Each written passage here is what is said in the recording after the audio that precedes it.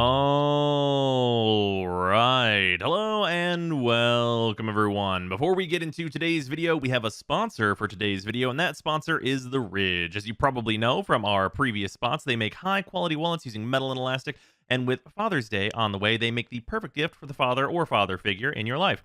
I've used and loved them for years, and I'm happy to say I'll be switching into one of the new premium designs between Damascus Steel and Forged Ember. And if you'd like to purchase one as a gift, even if that gift is to yourself, you can head over to theridge.com/brozime and use code brozime at checkout to get 10% off and help support the channel. Thanks so much to The Ridge for sponsoring us yet again, and let's get into the video.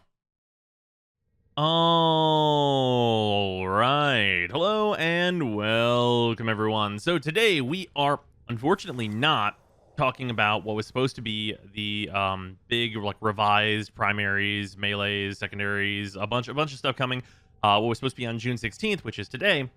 There was supposed to be a big workshop coming out today, and a bunch of information was going to come out about how things are going to be changing going forward. And that has been rescheduled, but we do have some additional information, and that is that one, this big workshop is going to come out on the 18th, which is only 2 days away, which is not a big deal. And that this workshop is also going to include a rework of Parazon kills and a Helminth system expansion. And I want to talk about, well, one, what I would do with the Parazon, because I've talked about it a lot, and two, what I think the Helminth system expansion might be and what that might mean depending on which direction they happen to be going, or of course I could just absolutely not know which direction they're going at all. It'll just be some insight into how I think about it, I suppose. So yeah, none of that today. The 18th is going to be when that comes out, but I want to get into this other stuff. So first and foremost, the Parazon changing is the absolute best possible news we could have gotten. The Parazon has been a thing that I have been very disappointed with for a very long time because it has such incredible potential to be a part of the core game loop of Warframe at large. And the reason that it's not is simply because as it stands right now, it doesn't work into Warframe mechanically outside of boss fights and thralls, and I guess killing liches, but that prompt could really be anything and not even involve the Parazon and be essentially the same. Which I guess also means that, you know, the bosses could also, you could just have an animation that kills them without the Parazon too, but that's what it's for. It's for finishing kills. That's what its function is, and most of the time it does not work. And the reason for that is because the things that you can do with the Parazon are, of course, you know, you have the Lich system with all the glyphs and everything, and that's fine. I don't mind that at all. Well, I have some problems with that system, but I don't mind that the Parazon is used for that. That makes perfect sense. But you have these other 3 mod slots down here, and you can see we have Auto Breach, Hit and Run, and Blood for Energy is what I've decided to mod into my Parazon. And the big thing here is that the only one here that actually ever gets used really is Auto Breach, because this is a 30% chance to automatically complete a hack, and that is, you know, hacking comes up a lot more often than a mercy kill. Now, the mercy kills are the big thing that I hope this Parazon rework is going to address, because outside of thralls, we basically don't do the mercy kills. And that, I think, is a core issue with the Parazon, and I hope the way that they address it is instead of an enemy getting down to, you know, 20% life or whatever, and the red mark going above their head, and then, of course, they instantly evaporate from some Warframe killing them or some weapon killing them before you would get the chance to do that mercy.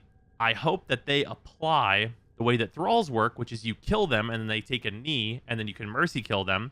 I hope that they apply that to a broader amount of enemies and give it a % chance that compounds over time and over kills in order to give you those mercy kills. And what I mean by that is that, say it starts at a 5% chance, maybe lower, possibly, and you kill an enemy. When you kill them, they'll have that 5% chance to take a knee, and then you can Parazon kill them within, let's say, the next 3 to 5 seconds.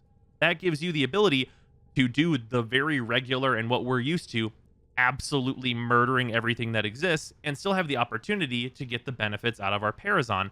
And the great benefits that that brings are that you can use this as an effective glory kill system. So we have the mods, you know, Blood for Life and Blood for Energy.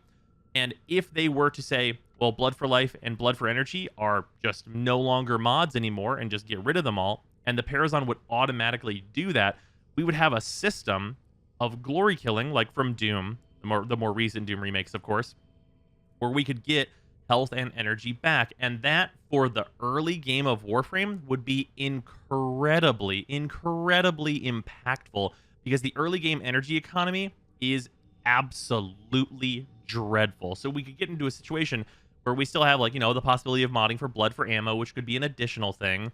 And, you could put master key on here if you'd want to, or live wire, or out of sight. Like, there's some other things you'd be able to mod into here, but if they actually removed blood for life and blood for energy and built that into the core kit of it, and gave that compounding chance to get those mercy kills just in regular missions, not only would we, one, see those cool mercy kills more often, because they are cool and they only really get old if you're farming like a bajillion thralls for like a bunch of liches in a row.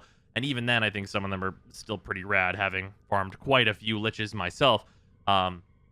We get to see that stuff more and have a core loop benefit, in particular to those in the early game of Warframe, where they really need that energy and they really need that ability to heal. Because the ability to heal is something that I'm sure a lot of players take for granted right now, because they have, like, they have the augment, or not the augment, the arcane on their operator that just heals them for like 200 every time they hit 5. But early game, healing can be much more of a problem. And this would be a way where you could have sustainability and actually have, like, some newer players that don't really know what they're doing be able to maybe get to, like, a 20-minute survival or whatever without feeling like they're absolutely having to die because there's no way for them to heal themselves. And they feel like they have like a loop that they can do and use their powers more, because early on in the game, you just don't get to use your powers very much. And that's kind of what makes Warframe. So I really hope that we're going to get some kind of system like that, where you'll either get there's a few different suggestions that I've always seen thrown around. I've always liked the compounding % chance on kill, where, like, you kill, if it starts at 5% and you kill 20 enemies, suddenly the % chance is now like 12% or whatever, where you get that little bit more % chance each time. So you're seeing the mercy kills pretty regularly, but not on every single enemy you kill or something like that. I think that's generally a good way to go about it. The other one that I've seen is that the more enemies you kill, you build up a guaranteed kill with the Parazon. So say if you you wipe out a group of 15 guys, then you just like bank a Parazon kill, and you can just run up to any regular enemy and just hit X on them and it'll just do it.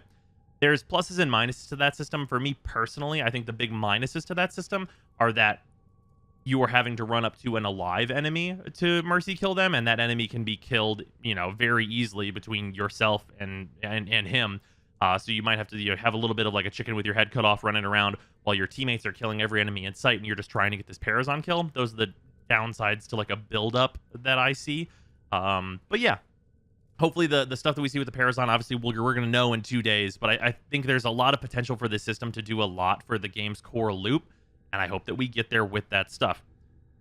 Now, also very interesting, we have expansions to the Helminth system. Now, this can mean so many different things, and I think there's a lot of ways that it can mean big problems for the Helminth system. And what I mean by that is, in the Helminth system, there's a few different ways we can go with expansion, right? One of them is to have more abilities to infuse. So instead of just Airburst on Zephyr, like maybe also Zephyr's 1, and you'd have 2 abilities from all of the current Warframes. And the problem that I see if you expand it to do 2 abilities from all the different Warframes is that you're going to get more cases where you have issues like we have with Valkyr's Warcry. And the issue that we have with Valkyr's Warcry is not that this ability is bad, but in general that this is the ability that is this Warframe right now. Valkyr is in a not great place where all of her other abilities really don't matter, and Warcry is kind of her only one. So because this exists in the Helminth system, there's no reason to play Valkyr basically ever. And I know this is one of the altered abilities with the diminished speed increase, but that really doesn't actually change that, as there being no reason to play Valkyr, because instead of having the one ability Valkyr has, you have the abilities of whatever frame you want, plus the meaningful ability that Valkyr has. And that really puts you in a position where, like, why would you ever play Valkyr at that point? Because she's been needing some work for a while. If we, expand everything out to 2 abilities, suddenly that can happen a whole lot more with a number of different Warframes that maybe did not get, their signature-ish ability that they're kind of known for put into the system. Like, if we're looking at, well, Mesa is now giving out her 3. It's like, well, her 3 is a huge consideration for playing Mesa, and giving that to all the other Warframes can have some, aftershock type effects. So expanding it out to 2 abilities from each Warframe being available to all others, that could cause issues. The other thing that could definitely cause issues is being able to put 2 infused abilities on any given Warframe. That obviously has problems for different reasons, in that it really homogenizes what Warframes are, where you're basically picking a Warframe that has 2 abilities that you like, and then putting whatever 2 abilities from the helmet system are the best / you like onto them. And that really can boil down some Warframes, and can also like overlook some problems that Warframes have. Because if you've got a Warframe where they've got 2 bad abilities, helminthing onto them isn't going to fix them when you do it once. But if you do it twice, well, now they're, in some cases, more Helminth than their original Warframe, especially if it's a Warframe like Valkyr, where you're like, well, my 1 and my 3 are terrible, and my 4 is usable, so I'm just going to take from a couple of other Warframes and not use these bad abilities that are on my Valkyr, and instead just have, whatever good abilities I want. I'll grab Dispensary, or I'll grab Eclipse, or I'll grab Roar and Eclipse. Well, you probably wouldn't be allowed to do that, but things like that, where you can just like grab like Ensnare and Eclipse, or whatever combination you'd want to be going for, that's going to be much, much better than your original powers. I think the problem that we get into with that is that it's just really going to homogenize what gets used in the game in general, kind of no matter what Warframe you are in a lot of ways. And there are certainly Warframes that take more advantage of some abilities than others. But like the pervasiveness of like usefulness of an ability like Gloom, for example, is if a Warframe is built for Gloom and you can helmet 2 abilities, even if they have a specialty ability that they want, they might also just slap Gloom on there because it's a fairly universally good ability to just have for both survivability and life gain. So yeah, I think that is a definite possible problem. Now, we're going to talk about 2 worlds. One of them, I think, is a realistic world where this expansion could absolutely be this, and would actually be a really good addition, and it might be some like interesting new stuff to experiment with and toy with and mess with. And the first one here is more Helminth abilities, straight out. So we've got the Helminth abilities right now. Oh, they do not pop up when I type in Helminth. That's a bit unfortunate. Let's see here. Yeah, energized munitions, stuff like energized munitions. And then we've got, all the, I don't use a lot of them. Expedited suffering in here. And then we've got marked for death, comes straight from the Helminth. And all these different abilities that come from the Helminth itself that you unlock as you get the metamorphosis level up. We could just get another roster of those. We're like, here's 8 new powers that go into the Helminth. That could be really neat, and see what Warframes need, what kind of interesting powers get added to the Helminth system. Maybe mix up some builds, maybe make some brand new builds that are built around these new powers. That absolutely realistic and probably really cool if that happens. And then we have the cuckoo crazy banana world. That's not going to happen. Almost 100%. This is the one that would shock me the absolute most if they announced that they were going to do this. And that is, in an expansion of the helmet system, what they would be wanting to do is either switch what abilities can be pushed out, or expand upon the helmet system by fixing abilities that just suck and don't get used in the helmet system. So, for example, Decoy is balls. I can't imagine anyone is like realistically using Decoy, because this ability sucks. Like, why use Decoy when Molt is literally right there? And this ability is just bad in general for a number of different reasons. Just like trying to fix Decoy up in general for both Loki and for the helmet system by at the very least giving the Decoy infinite health and not instantly evaporating. Just giving these little buffs to these abilities that have needed them anyway, and just these fixes to abilities that you're not going to see really used in this system in general. Stuff like even one of the helmet abilities, Master Summons. Like, I know this one got infused a lot, but the reason that this got infused a lot is because it is like one of the cheapest to infuse by far. And that's like the main reason you see it infused. I don't think you'd actually see it used very much, as opposed to its infusion rate just for grinding, essentially. And then you have other abilities that probably, I would generally expect to see a very low amount of use. And that's stuff like, let's see here, Tempest Barrage. Tempest Barrage, very, very weak ability overall. Hydroid in general, of course, needs help. But like this ability gets nothing. Maybe some fixes to this to try and make it more appealing to people, maybe make it a little bit more interesting and, you know, kind of give more people reasons to experiment with that. But like going through and like fixing like even the 10 least used abilities in the Helminth system and making them more appealing, I think is a pipe dream and probably really unrealistic for what we're actually going to see. But yeah, that's just some interesting stuff I wanted to talk about in terms of what we're going to be seeing on the 18th, because there's some new stuff that we did not know that we were going to be getting into. But yeah, some interesting things. I really hope the Parazon stuff in particular comes together, and I'm hoping that the Helminth stuff is interesting, as opposed to being like, hey, you can just do whatever you want now, infuse into all the slots, everyone's powers are available, or something absurd like that. Because I do like the a bit more restrictedness of the Helminth system in terms of actually creating builds and not just treating every Warframe as a blank slate to begin with.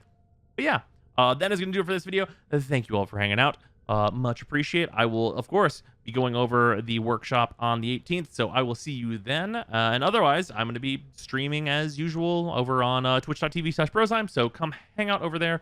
Always feel free to ask questions about, Warframe or whatever else, even if we're streaming something different. But yeah, I will hopefully see you guys there, and goodbye!